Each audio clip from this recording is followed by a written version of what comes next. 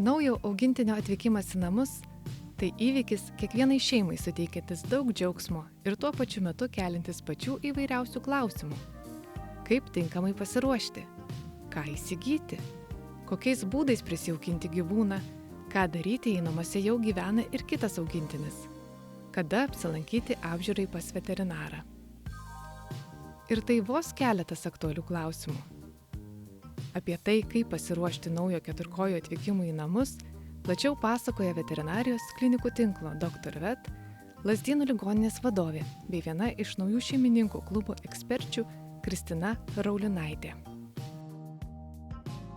Naujo augintinio atsiradimas namuose visada susijęs su šiokiu tokiu stresu, bet tuo pačiu ir džiaugsmu.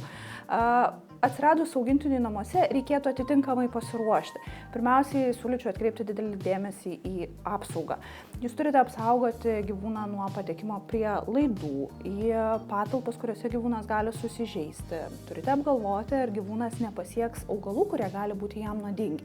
Ir čia yra tik tai keletas aspektų, apie kuriuos dėrėtų pagalvoti prieš augintiniui atkeliaujant į naujus namus.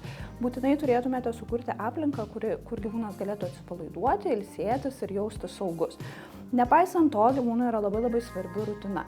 Rutina apima rutiną tiek mitybos įpročiai, tiek žaidimų ir poilsio režimas, tiek ryšio su jumis, su šeimininku naujoju kūrimas. Rutinos įpročiai atsiranda per maždaug 18 dienų, tad galite suprasti, kad tai yra pakankamai ilgas ir nuoseklus procesas. Tad reikėtų pradėti formuoti rutinos įpročius vos tik gyvūnui atkeliavus į jūsų namus.